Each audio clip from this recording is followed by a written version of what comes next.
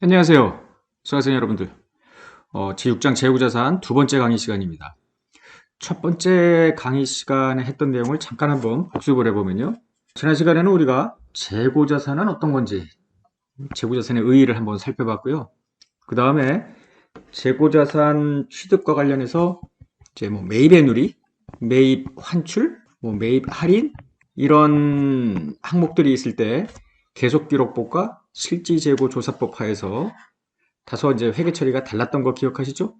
회계 처리, 즉 분계가 어쨌든 상관없이 매입의 누리, 매입 환출, 매입 할인은 궁극적으로 마이너스 매출원가다. 수익이 아니라 매출원가의 차감 항목이었던 것을 강조했었습니다. 계속기록법을 적용하든 실지재고조사법을 적용하든 간에 결과는 같다라는 이야기를 했습니다만 100% 같지는 않았죠. 재고감모가 있는 경우에는 두 방법이 차이가 났습니다. 그래서 재고감모에 대한 통제를 하기 위해서는 계속 회계기간 중에 계속기록에 대한 장부기록을 하면서, 즉 입고 출고 수량을 계속 유지하면서 결산일에 가서 실제 회사가 보유하고 있는 재고자산이 얼마나 되는지 세봐야죠. 실사를 해야 되겠습니다. 그래서 이제 재고감모 손실이라는 조정을 했었습니다. 자, 오늘 두 번째 강의 시간에는 이제까지 해왔던 기초재고나 단기 매입의 재고자산의 단가가 항상 같았다라는 전제를 흐트러 버릴 겁니다. 즉, 재고자산을 매입을 할 때요, 이제 기초재고도 있고 단기에 매입을 하게 되는데 매입도 여러 차례 할 거 아닙니까? 그럼 기초재고의 단가가 예를 들어 1000이야. 이제까지는 단기에 매입을 몇 번을 하든 다 1000이라고 전제를 했습니다만 실제로는 그렇지 않죠. 어떤 경우에는 1100, 1050, 더 가격이면 1200, 950 계속 들쭉날쭉 할 수 있을 거 아닙니까? 특히 거래처로부터 공급 가격이 같다고 하더라도 이렇게 단가가 다를 수 있는 것은 지난 시간에 배웠듯이 매 부대 비용이 다를 수 있지 않습니까? 그때그때마다 운반비도 다를 거고요. 판매 가능한 상태에 이르게 할 때까지 발생한 회피 불가능한 원가가 다를 수 있기 때문에 단가는 이렇게 다를 수 있겠습니다. 그래서 이 단가가 다를 경우에 어떤 문제가 생기는지를 살펴보고요. 단위원가 결정 방법을 그거에 따라서 한번 이해해 보도록 하겠습니다. 우리 교재 268페이지에 이제 그림 1번으로 가면 많이 보던 그림이죠? 우리가 4장에서도 봤었고요. 기초재고자산, 단기매입 재고자산. 이게 이제 판매 가능 재고자산이라고 했는데요. 이게 판매된 부분은 매출원가. 판매되지 않았으면 기말 재무상태표에 이제 자산으로 남게 됩니다.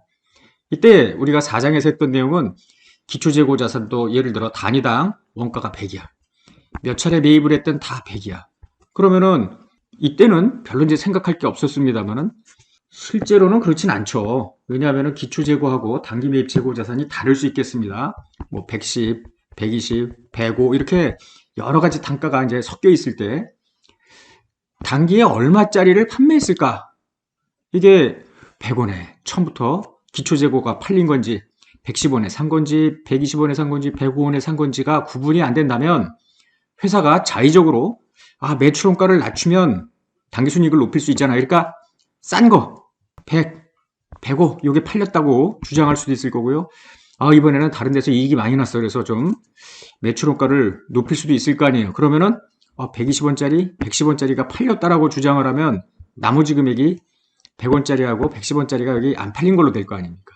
이와 같이 매입 단가가 서로 다를 때 어느 것이 판매됐고 어느 것을 기말에 보유 중인지 회사가 자의적으로 선택할 수 있다면 당기손익 조작이 가능하게 되는 거예요. 자, 보통 매입할 때마다 단위원가는 같지 않을 겁니다. 좀 전에 이야기한 대로 자의적으로 매출원가 또는 기말재고를 구분한다면 손익 조작이 가능하잖아요. 그래서 회계 기준에서는 어떻게 하느냐면은 단위원가를 결정하는 방법, 즉 매출원가를 계산할 때 적용하는 그 취득단가를 결정하는 방법을 몇 가지를 제시를 했고요. 그 중에 기업이 한 가지 방법을 선택을 합니다. 그리고 그 후에도 계속 그 방법을 적용하도록 요구하고 있습니다. 자, 여기서 단위원가 결정 방법에는 어떤 것들이 있느냐면요. 오늘 두 번째 시간에서 볼 건데요. 개별법, 선입선출법, 가중평균법, 후입선출법. 이렇게 법이 많아요. 이거는 그냥 용어 이거 하다 보면은 다 이해가 되는데요. 어쨌거나 후입선출법은 국제회계 기준에서는 허용하지 않는다라는 겁니다. 반면에 우리나라 같은 경우 비상장 기업 등이 적용하는 일반 기업회계 기준에서는 여전히 후입선출법도 적용하고요. 미국 회계 기준에서도 여전히 후입선출법은 적용합니다. 반면에 이제 국제회계 기준은 후입선출법을 허용하지 않고 있습니다. 그러면 지금부터 이제 요 몇 가지 단위원가 결정 방법에 대해서 설명을 해보겠습니다. 개별법은 외견상 구분이 돼. 이거하고 저거하고 달라. 매입원가가 얼마인지 구분이 되는 이런 상품들에 대해서 출고될 때 식별이 되는 거죠. 이건 100원에 샀네. 이건 105원에 샀네라고 누구든지 식별이 가능한 경우에 한해서만 개별법을 적용할 수 있다는 겁니다. 통상 이제 상호 교환될 수 없는 재고자산 항목 혹은 특정 프로젝트별로 생산되고 분리되는 제약 판매 용역 제공할 때 사용되는 방법인데요.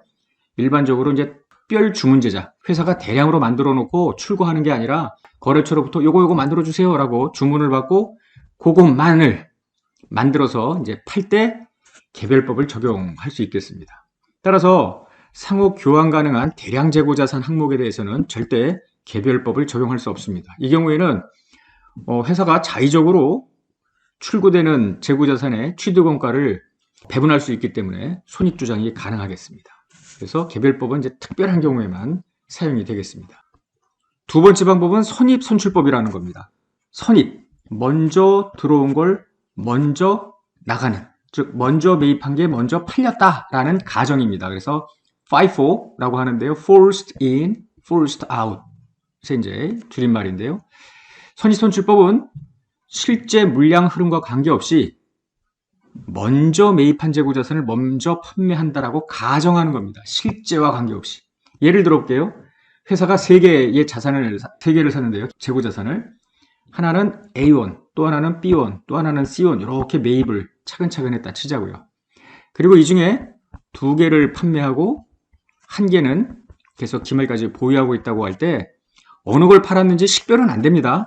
외견상 생긴 게 같으니까. 다만 매입 원가는 A1, B1, C1이라고 할 때 선입 선출을 나는 쓰겠다라고 선택을 했다면은 먼저 매입한 게 먼저 나간 걸로 하니까 2개가 팔았대요. 그러면은 A부터 팔렸고 그 다음 B가 팔렸고 요거는 남아있고 이렇게 하는 거죠. 그래서 A1 더하기 B1이 매출원가, C1이 기말재고 이렇게 전제를 하는 것이죠. 그래서 기말재고 자산은 결국 가장 막판에 가장 최근에 매입한 항목으로 이제 구성이 된다 이런 이야기입니다. 후입선출법이라는 게 있습니다. 나중에 매입한 것이 먼저 나갔다라는 LIFO라고 하는데요. Last in, first out. 나중에 매입한 자산이 먼저 판매됐다 이렇게 가정하는 겁니다. 예를 들어서 매입 순서는 A1, B1, C1 이렇게 각각 3개를 매입을 했고요. 이 중에 2개를 판매를 합니다. 이때 아까 FIFO에서는 A가 팔리고 B가 팔리고 이게 같은 순서 아닙니까? 후입선출법에서는 반대입니다. 마지막에 산 게 먼저 나갔으니까 2개 팔렸대요. 그럼 C가 팔렸고 B가 팔렸고 그래서 이게 매출원가 가장 먼저 산 게 기말재고로 남아있다고 가정을 하는 방법이죠. 한편 에버리지 코스트 방법이 있는데요. 가중평균. 이거는 어느 게 먼저 팔렸는지 구분 안 하겠다라는 거예요. 그래서 여기처럼 지금 A, B, C, 1에 따라서 이 3개를 샀을 때 2개가 팔렸대요. 그러면 A가 팔렸나? B가 팔렸나? C가 팔렸나? 구분 안 하고 이걸 한 통으로 묶어버리는 겁니다. 이 중에 2개가 팔렸대. 그러면은 전체 금액의 3분의 2만큼이 매출원가, 전체 금액의 3분의 1만큼이 기말재고입니다. 그러니까 이 전체 평균 단가를 계산해서 팔린 수량만큼 매출원가와 기말재고로 배분하는 방식입니다. 다만 가중평균법의 경우에 좀 특별한 용어를 쓰는데요. 장부기록을 계속기록법으로 한다면 이거를 이동평균법이라 하고요. 실지재고조사법을 사용할 때는 총평균법이라는 말을 사용합니다. 자, 지금 우리가 개별법, 선입선출법, 후입선출법, 가중평균법, 다시 또 가중평균법은 장부기록 방법에 따라 이동평균법, 총평균법 이렇게 이제 여러 가지 방법으로 나뉜다고 했는데요. 어느 방법을 사용하는지에 따라서 매출원가와 기말재고 자산이 달라지게 마련입니다. 요 기초재고하고 뭐 단기 매입 단가가 모두 일치하지 않는 한 당연히 달라지겠죠. 그거를 지금 이제 몇 가지 예제를 통해서 확인을 해보도록 하겠습니다. 자, 먼저 개별법입니다. 회사에서는 갑회사에서 단기 중에 발생한 재고자산 관련 거래가 다음과 같은데 계속기록법으로 재고자산을 회계 처리하고요. 개별법을 적용한다고 되어 있습니다. 개별법은 대량으로 매입하고 매출하고 이런 데서는 잘 사용할 수 없다고 했습니다. 그래서 이 전제는 개별법을 사용한다는 이야기는 개별 프로젝트별로 확인이 되는, 단가가 확인이 되는 그런 재고자산이라고 생각을 하시면 되겠습니다. 자, 기초재고는 6만이고요. 3월 15일에 거래처로부터 상품을 23만원에 매입했고 지금 다 구분이 된다고 가정하는 겁니다. 별도로 운송회사에 운반비 만원을 지급했대요. 기초재고하고 단기 매입인데 4월 20일에 기초상품 전체를 고객에게 11만원에 판매하였다. 즉 요거를 판매했대요. 4월 20일에 매출원가는 6만이겠죠. 이게 매출이 됐고요. 자, 3월 15일에 매입한 상품 중 30%를 14만원에 팔았대요. 그럼 3월 15일 날 매입한 재고자산은 얼마나치냐? 23만원에 운반비도 포함이 돼야 될 거 아닙니까? 만원. 따라서 24만원이 될 테고요. 상품 매입원가. 이 중에 30%가 팔린 게 식별이 된다는 거죠. 그래서 24만원에 0.3을 곱하면 이게 7만 2천입니다. 그래서 6만 7만 2천 도합 13만 2천이 개별법의 매출원가가 된다. 이렇게 보면 되겠습니다. 자, 예제호본을 통해서 이젠 선입선출법, 후입선출법, 그 다음에 가중평균법 이런 방법들을 한번 비교해 보도록 하겠습니다. 예제호본, 다음은 갑회사의 단기 재고자산 관련 자료다. 기초재고가 100개래요. 단기에 2월 10일, 8월 10일에 각각 400개, 500개를 삽니다. 그럼 모두 1000개네요. 자, 4월 15일, 11월 15일에 각각 300개와 400개, 도합 700개를 팝니다. 그래서 300개가 남아있을 것 같은데 실제로 재고조사를 해보니 실제 재고량도 300개다. 이런 이야기입니다. 그래서 이제 감모와 관련된 사항은 여기엔 해당 사항이 없고요. 자, 여기 한번 이제 매입 단가를 보면은 지금까지 우리가 보아왔던 예제하고는 좀 다른데 기초재고 100개는 단위당 1000원이래요. 그런데 2월 10일에 400개 매입을 할 때는 단가가 1100원이었고요. 8월 10일에 500개 매입할 때는 1200원이었대요. 그러니까 계속 이 재고자산의 단가는 연중 오르고 있다. 가격이. 뭐 이렇게 이제 볼 수 있겠습니다. 이런 상황에서 단가 결정 방법은 FIFO, LIFO, Weighted Average, 즉 선입선출, 후입선출, 가중평균이 있는데요. 장부기록 방법이 계속기록법도 있고요. 실지재고조사법도 있다고 그러잖아요. 그러니까 모두 이론상 6가지 방법이 가능할 거 아닙니까? 그래서 지금 물음도 6가지예요. 실지재고조사법을 적용할 때 선입선출, 후입선출, 가중평균. 그때 후입선출법의 가중평균법을 총평균법이다 라고 했었죠. 한번 계속기록법을 적용할 때 선입선출, 후입선출, 이동평균. 가중평균 할 때 요 계속기록법에서의 가중평균법을 이동평균법이라고 그랬죠. 모두 6가지 방법에 따라서 지금부터 기말재고자산은 얼마이고 기말에 남아있는 300개는 얼마짜리인지, 그 다음에 700개가 팔렸잖아요. 700개에 팔린 재고자산의 원가는 이게 1000원짜리인지 1100원짜리인지 1200원짜리인지 확인을 해보도록 하겠습니다. 자, 먼저 실지재고조사법이고요. 선입선출법이래요. 그러면 실지재고조사법은 회계기간 중에 매출원가를 뽑아내지 않는 거죠. 지금 여기 다시 자료를 보면은 매입을 2월에 하고요. 매출을 4월에 하고 또 매입을 8월에 하고 매출을 11월에 했는데 매출할 때마다 매출 원가가 얼마인지 확인은 안 하는 거 아닙니까? 그냥 매입할 때는 매입 분계만 하고 매출할 때는 매출 분계만 하는 거 아닙니까? 자, 그런 생각을 하시고요.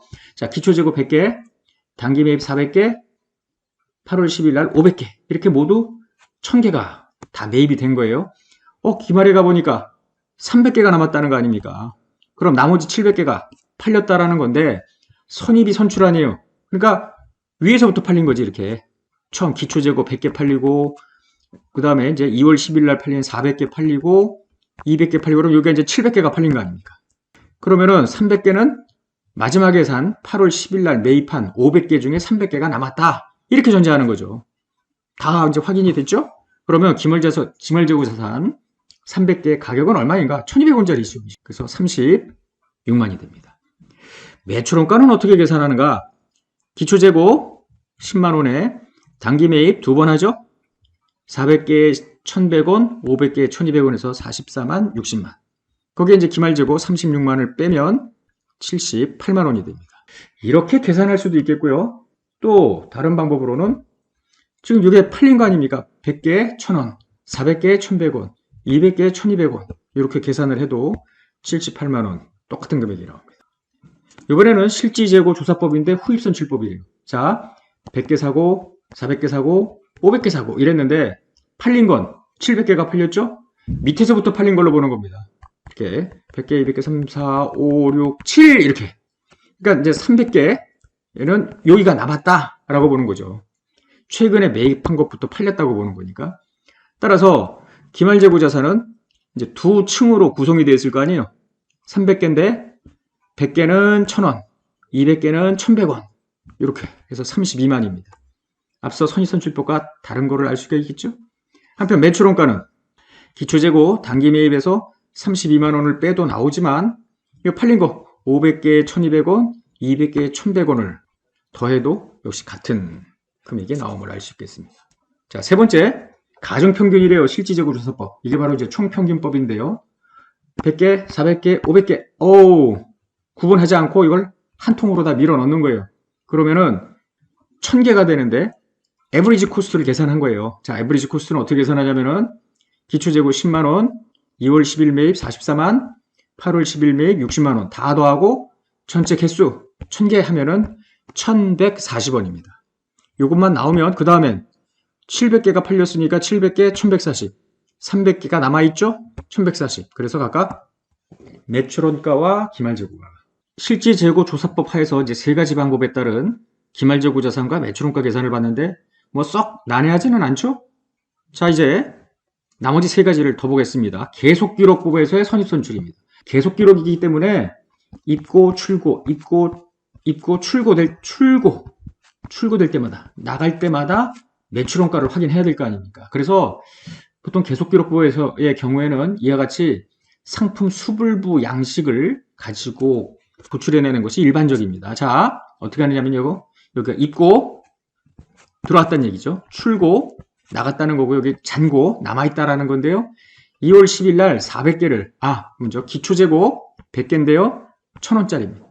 그래서 10만원 이렇게 있고요. 2월 10일 날 400개가 들어와요. 1,100원. 그러면은 이때 잔고는 두 개의 층으로 구성이 되어 있습니다. 100개는 1,000원짜리, 400개는 1,100원짜리 이렇게 나가는 거죠. 이렇게 있는 거죠. 자, 4월 15일 날 300개가 출고가 되는 거 아니에요. 이때 300개는 먼저 매입한 게 먼저 나간다라는 거 아니에요. 그러니까 여기 100개부터 먼저 빠졌고요. 400개 중에 200개가 빠지는 걸로 보는 거예요. 그러면 남아있는 건 이 400개 중에 200개가 남아있겠지. 여기 현재 4월 15일에는. 한편 8월 10일 날 500개 1,200원짜리를 또 사요. 그러면은 8월 10일 현재 모두 700개인데 700개는 200개가 1,100원, 500개가 1,200원짜리로 구성이 되어 있죠. 그리고 나서 11월 15일에 400개가 빠지는데 위에서부터 빠져야지. 이 200개가 모두 빠졌고요. 이 500개 중에 200개가 빠졌으니까 이 500개 중에 300개가 남아있다고 보는 거죠. 1,200원. 그래서 기말재고는 36만이고요. 매출원가는 이거를 곱해서 더하면 되죠. 100 곱하기 1,000, 200 곱하기 1,100, 200 곱하기 1,100, 200 곱하기 1,200 하면은 78만이 됩니다. 혹시 눈치채셨는지 모르겠습니다만 지금 이 계속기록법을 적용할 때 선입선출법은 실지재고조사법을 적용했을 때 선입선출법과 금액이 같습니다. 그래서 만약에 시험 문제에 계속기록법 선입선출이 나오면은 굳이 이런 테이블을 만들 필요 없이 바로 앞에서 했던 이 방식대로 퉁쳐서 그냥 줄줄줄줄 해서 위에서부터 700개 매출원가, 300개 기말재고 이렇게 해도 무방하죠. 왜 이런 일이 생기느냐 하면은 계속기록법에서는 100개 샀고요. 그 다음에 400개 샀고 500개 샀고 이런 거 아닙니까? 그런데 위에서부터 계속 팔렸다 이렇게 나가는 거니까 산 순서대로 마지막 300개가 남게 되고요. 이거를 그때마다 이렇게 계속 기록하는지 하던 아니면은 전체를 다 묶어놓고 한 방에 700개를 다 털고 300개가 남든 똑같이 결과가 나올 거 아니에요. 그래서 실질재고 조사법과 계속기록법 간의 차이는 없습니다. 그러나 자, 계속기록법 후입선출법은 이제 얘기가 달라지는데요. 잘 보세요. 기초재고 1000원짜리 100개가 있습니다. 2월 10일 날 400개 1100원짜리가 들어가니까 두 가지 층으로 구성이 되어 있는데요. 자, 4월 15일 날 300개를 판대요. 이 300개는 어디에서 팔린 걸로 간주하냐면 여기서 팔린 걸로 간주해야죠. 뒤에 거. 따라서 팔고 나면 요요요 1000원짜리 100개는 그대로 남아있고요. 1100원짜리 100개 이렇게 남아있는 거죠. 그리고 나서 8월 10일 날 1200원짜리 500개가 또 들어가죠. 그러면 모두 재고자산은 700개인데 이렇게 세 가지 층으로 구성이 되어 있는 거죠. 자, 이 중에 400개가 팔렸대요. 400개는 어디서 나가는 거예요? 요 1200원짜리 500개 중에서 나가는 겁니다. 따라서 기말재고는 모두 300개인데 100개는 1000원, 100개는 1100원, 또 나머지 100개는 1200원 이렇게 되는 거예요. 그래서 기말재고 자산은 요거 더한 거 33만이고요. 매출원가는 요거 300 곱하기 1100, 400 곱하기 1200 해서 81만입니다. 계속기록 후입선출법과 실지재고 조사법 후입선출법은 결과가 다르죠. 이 경우에는. 그 이유는 지금 기초재고 단기 매입 했는데 이미 몇 개를 또 팔았잖아요. 그래서 요거밖에 안 남는 거지. 이제 이렇게 조금. 그 다음에 이제 세 번째 500개 또 판다며. 그러니까 여기가 또 나가는 거죠. 이만큼이. 그래서 층이 여러 개로 이제 구성이 되는 거예요. 이 계속기록법에서는. 그래서 결과가 후입선출 실지재고와 후입선출을 하는데 계속기록법의 경우에는 차이가 있죠. 선입선출법의 경우에만 같다라는 겁니다. 자, 마지막으로 계속기록인데 가중평균이야. 이걸 이제 이동평균법이라고 하는데요. 자, 무빙 에버리지입니다. 에버리지 코스트가 아까 세 번째 실지재고 조사법 총평균법은 하나만 이렇게 1140원 해서 총평균법 막판에 가서 에버리지 코스트를 계산한 겁니다만 여기서는 여러 번 이제 계산을 하게 되는데요. 자, 보세요. 기초에 100개 1000원짜리. 자, 2월 10일 날 1100원짜리 400개가 쏟아져 들어가요. 그럼 모두 500개인데 이때 전체 금액은 10만원과 요거 합치면 얼마예요? 44만원, 54만원이 되죠? 54만원 나누기 500 해서 에버리지 코스트를 요때 계산해 놓는 거예요. 미리. 하나가 뭔가 하여튼 새로운 게 들어오면 에버리지 코스트를 재계산한다라는 거죠. 1080원. 자, 4월 15일 날 300개가 나갑니다. 1080원짜리가 나가는 거예요. 그러면 이제 200개 1080원짜리가 남아있게 되는데 이번에 1200원짜리 500개가 또 쏟아져 들어오는 거예요. 그러면은 700개고 전체 금액은 816인데 다시 나누면 1166 이런 식으로 계속 에버리지 코스트가 업데이트 되는 거죠. 그리고 나서 이제 400개가 그 다음에 팔릴 때 이건 1166원짜리가 나간 거다라고 보니까 마지막에 남은 건 300개인데 1166원짜리가 남았다라고 보는 겁니다. 그래서 단기 매출원가는 300 곱하기 1080, 400 곱하기 1166 해서 나가고요. 기말재고자산은 요 금액이 되는 거죠. 요 예제에 모두 6가지 물음에 대한 실지재고조사법 계속기록법에 따른 선입선출, 가중평균, 후입선출 의 결과를 보면요. 기초재고자산과 단기매입 재고자산의 금액은 똑같죠. 114만원, 즉 판매가능 재고는. 그런데 일단 먼저 실지재고조사법부터 보면요. 선입선출이 기말재고가 36만, 가중평균 34만 2천, 후입선출 32만. 다르죠? 판매가능 재고가 똑같으니까 기말재고가 다르면은 매출 원가도 달라질 거 아닙니까? 지금 이 사례는 기초재고가 1000원, 그 다음에 매입할 때마다 1100, 1200 이렇게 가격이 오르는 케이스였죠? 그러니까 선입선출법의 경우에는 최근에 매입한 게 잡히기 때문에 기말재고가 후입선출법보다는 많을 수밖에 없어요. 그 중간이 이제 가중평균법이 될 때고요. 그러면은 반대로 기말재고가 많다는 이야기는 매출원가가 덜 잡힌다는 거 아닙니까? 그래서 매출원가가 가격이 오를 때 선입선출법이 가장 적습니다. 금액이 다소 다를 수는 있겠습니다만 이제 계속기록법의 경우에도 이 부등호는 그대로 유지가 된다라는 거죠. 다만 이제 이 숫자는 선입선출의 경우에 실지재고와 계속기록법의 경우에 같다라는 거죠. 그래서 우리 교재 277페이지에 이제 정리가 되어 있는데요. 가격이 계속 오르고 있을 때 기말재고자산은 선입선출법이 가장 마지막에 오른 높은 금액으로 잡히게 되니까 기말재고가 가장 높아요.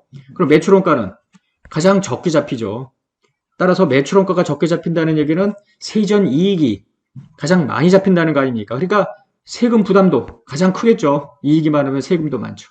어쨌거나 세금을 내더라도 순이익은 선입선출법이 가장 크죠.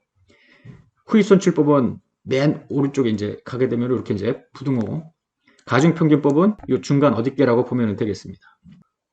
교재 277페이지를 보면은 이제 세 가지 방법에 따른 기말재고자산 매출원가, 법인세 부담액, 당기순이익의 크기를 비교해 놓는 건데, 단 전제는 가격이 계속 단기 중에 올랐다 라는 전제입니다. 이렇게 스물 올랄 때 기말재고자산은 선입선출의 경우에 가장 최근에 높은 금액으로 잡히니까 가장 높죠. 그렇다면 매출원가는 가장 적게 잡히죠. 자산을 많이 잡히니까 비용으로 빠지는 게 적을 거 아니에요. 비용이 적게 잡히니까 세전 이익은 가장 많을 겁니다. 그래서 세금도 가장 많이 내요. 그럼에도 불구하고 세금을 빼더라도 당기순이익은 다른 방법보다 높게 되어 있죠. 후입선출법과 비교해보면 이런 부등호고요. 가중평균법은 이제 중간에 놓인다고 보면 되겠습니다. 만약에 가격이 스물 단기 중에 내렸다 그러면 모두 부등호 방향은 이제 반대가 되겠습니다. 앞서도 이야기했습니다만은 후입선출법은 국제회계 기준에서는 적용하지 않는 방법입니다. 그래서 이제 본소에서는 일반 기업회계 기준에서는 여전히 허용하고 있기 때문에 후입선출법이 무엇인지 한번 여러분들한테 소개를 하는 차원에서 말씀을 드린 것이고, 실제 상장 기업은 후입선출법을 적용하지는 않습니다. 자, 오늘 단위원가 결정 방법, 크게 이제 개별법을 제외하고는 선입선출, 후입선출, 가중평균 이런 거를 이제 제시를 했고요. 예제 5번 이런 사례가 아주 중요한데 꼭 여러 차례 반복을 하시고요.